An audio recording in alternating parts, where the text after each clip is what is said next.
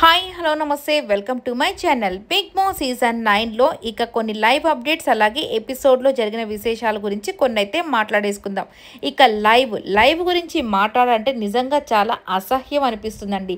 ఎందుకంటే లైవ్ పెట్టుకునేది ఎందుకు, ఎపిసోడ్లో చూడనటువంటివి కూడా అక్కడ క్లియర్గా రోజంతా చూడగలమనే లైవ్ పెట్టుకుంటాం. ఇక లైవ్లో ఏ ఫ్యామిలీ మెంబర్ వచ్చారో కూడా వాళ్ళ మొహం కూడా చూపించకపోతే నిజంగా ఎంత కోపం అనిపిస్తుంది. ఎందుకంటే అక్కడ కొన్ని విషయాలు ఎక్కువ ఉంటాయి కాబట్టి చూడగలం, కాబట్టి కొన్ని మాటలు కానీ అవన్నీ క్లియర్గా అర్థమవుతాయి కాబట్టి లైవ్ పెట్టుకుంటాం. సబ్స్క్రైబ్ చేసుకునేది ఎందుకు, లైవ్ మొత్తం చూడాలనే కదా. ఇక ఆ లైవ్ సబ్స్క్రైబ్ చేసుకోవడం కూడా ఎందుకు అన్నట్టుగా ఈ సీజన్ అయితే అయిపోయింది.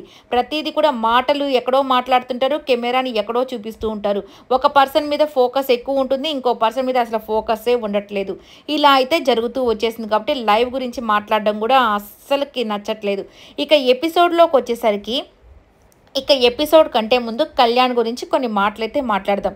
నిజంగా కళ్యాణ్ అయితే నిజంగా ఈ సీజన్లో ఈ అబ్బాయి కామనర్గా వచ్చినప్పటికీ కూడా మంచి నేమ్నైతే సంపాదించుకున్నాడనే చెప్పాలి.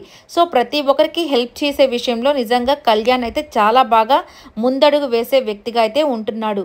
సో కొన్ని విషయాల్లో ప్రతి ఒక్కరూ తప్పులు చేస్తారు కాబట్టి కొన్ని విషయాల్లో స్టాండ్ తీసుకోలేకపోతున్నాడని మనం అనుకుంటాం. కానీ ఇక వీళ్ళని ఏం చేయలేము, ఎందుకంటే ప్రతి ఒక్కరు కూడా వాళ్ళ న్యాచురల్గా వాళ్ళకి ఆ స్వభావం లేనప్పుడు మనం ఏమీ చేయలేం కదా.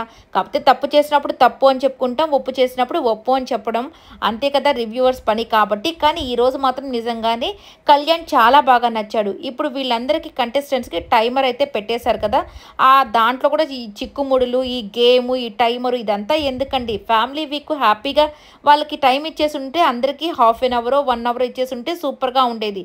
వీళ్ళకి ఒకరికేమో 1 అవర్, ఒకరికేమో 15 మినిట్స్, ఒకరికేమో 30 మినిట్స్. ఎందుకు ఈ గేమ్స్? సరే గేమ్ విషయానికి వస్తే ఇక సంచాలక్గా సంజన గారిని పెట్టారు. ఈమెంటి ఆల్రెడీ ఈమెకు ఒక టెన్షన్ ఉంది, ఈమెకి బాధ ఉంది. ఇక దాంట్లో ఆమె ఏం చేస్తుందో ఆమెకే అర్థం కాని పరిస్థితి అయిపోయింది. ఇక్కడ ఒక రూల్ అయితే పెట్టింది, ఆ థాడ్ని నడుంకు చుట్టుకొనే మీరు బయటకు వెళ్ళాలనే రూల్ అయితే పెట్టింది.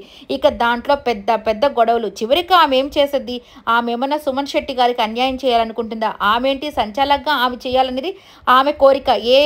ఏ ఇబ్బంది లేకుండా చేయాలి, మళ్ళీ హోస్ట్ వచ్చి నన్నే తిడతాడు కదా అనేది ఆమె ఫీలింగ్. కానీ ఆమెను ఎవరో అర్థం చేసుకోకుండా ఆమె మీద అందరూ అరిచి ఫ్యామిలీ వీకే కదా మేమంతా ఒప్పుకుంటున్నాం కదంటే మీరంతా ఒప్పుకుంటారు, రేపు హోస్ట్ వచ్చి ఏమ్మా నువ్వు చేసావనంటే ఒక మాట ఆమెకేమవుతుంది. ఇప్పటికే ఆమె ఏది చేసినా ఆడ హోస్ట్ తిరుగుతూనే ఉంటారు, పనిష్మెంట్లన్నీ ఆమెకే పడుతున్నాయి. ఈ సీజన్ మొత్తం ఎక్కువ పనిష్మెంట్లు ఇచ్చింది, అది ఫన్గా అయినా నార్మల్గా ఆమె చేసిన తప్పుకైనా కానీ ఈ మొక్కటే పనిష్మెంట్లు అన్నీ తీసుకుంటూ వస్తుంది.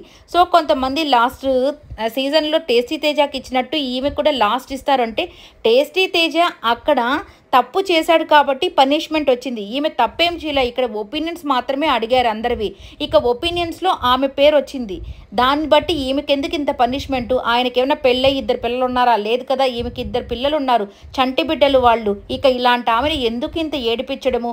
ఈమెను తీసేయాలనుకుంటే ఒకవేళ తీసేసేయండి, అంతేగాని ఎంత ఏడిపించి ఏం పాపం చేసింది? పాపం ఆమె కూడా అదే కెమెరాకి చెప్పుకుంటుంది, నేనేమైనా అంత పాపం చేశానా? నన్ను ఎందుకు ఇంత ఏడిపిస్తున్నారు బిగ్ బాస్? అందరూ హ్యాపీగా ఉన్నారు, ఇప్పుడు నేను ఏడిస్తే మళ్ళీ డ్రామా అనుకుంటారని ఈమెకి ప్రతిదీ కూడా పాపము ఎంత ఎమోషన్ని ఆమె దాచుకుంటుందంటే అక్కడ ఉన్న పెళ్లి కాని వాళ్ళు కూడా ఏడ్చుకుంటూనే ఉన్నారు ప్రతిదానికి. మా అమ్మ వస్తుంది, మా నాన్న వస్తాడు, మా అన్న వస్తాడు, మా చెల్లెలు వస్తాడు. కానీ ఈమె ఏడవలేకపోతుంది. ఏడిస్తే డ్రామా అంటారు, ఏడవకపోతే ఏమో ఏమీ బాధ లేదా అంటారు. ఏం చేయాలి అలాంటి వాళ్ళని? నిజంగా ఈమెకు మాత్రం నా దృష్టిలో మాత్రం చాలా అన్ఫేర్ జరుగుతున్నట్టే అనిపిస్తూ ఉంటుంది. కానీ ఆమె చాలా డీసెంట్గా అయితే పోతూ ఉంది. ఇక నెక్స్ట్ వచ్చేసరికి తనూజ వాళ్ళ చెల్లెలైతే నిజంగా ఈ అమ్మాయి మాత్రం చాలా బాగా అనిపించింది, చాలా మంచి ఇన్పుట్స్ కూడా ఇచ్చింది. నిజంగా నీకు హౌస్లో ఏ సపోర్ట్ లేదంటున్నావు కదా, అది చాలా తప్పు. నీకు అందరూ సపోర్ట్ చేస్తున్నారు, బయట కూడా సపోర్ట్ చేస్తున్నారు, ఇంట్లో కూడా నీకు సపోర్ట్ చేస్తున్నారు. నువ్వు ఏడవకు, నువ్వు ఏడిస్తే అమ్మ ఏడుస్తుంది, సో నవ్వుతూ ఉండు, అంతేగాని ఎందుకు ప్రతిదానికి ఏడుస్తావు అని చాలా మంచి ఇన్పుట్స్ అయితే తను చెప్పేసింది. నిజంగా చాలా పాజిటివ్ ఫీలింగ్ కూడా వచ్చింది. ఇక నెక్స్ట్ సుమన్ శెట్టి గారి వాళ్ళ వైఫ్ అయితే వచ్చింది. ఈమె చెప్పిన ఇన్పుట్స్ 2 కూడా చాలా ఎందుకు చెప్పిందా అని అనిపించింది. ఇప్పుడు సంజన గారు అప్పుడెప్పుడో ఫైట్ చేసిన విషయం ఇప్పుడు చెప్పడం ఎందుకు?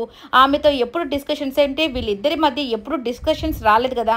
ఆమె కూడా ఎప్పుడు సుమన్ శెట్టి గారి గురించి బయట నెగెటివ్‌గా ఎవరితో కూడా బ్యాక్ బిచ్చింగ్ చేయదు. ఎక్కడా మాట్లాడదు. ఇక తనూజ విషయంలో తనూజనే టాప్‌లో ఉంటే ఈమె నీతో ఉంటే హైప్‌లో ఉన్నావు కాబట్టి నీతో ఉంటుంది అని తనూజ మీద కూడా చెప్పింది. ఎందుకు ఇలా చెప్పడము? ఇస్తే మంచి ఇన్పుట్స్ ఇవ్వాలి. లేదంటే అసలుకి పాజిటివ్ అయ్యే విధంగా ఉండాలి కానీ నెగెటివ్ చేసే విధంగా ఉండకూడదనేది నా అభిప్రాయం. ఇక లైవ్‌లో అయితే డేమాన్ పవన్ వాళ్ళ అమ్మగారు వచ్చేసారు. రేపు ఎపిసోడ్‌లో అయితే చూపిస్తారు. ఇది కూడా సూపర్‌గా ఉంటుంది. ఎపిసోడ్ మాత్రం అదిరిపోతుంది.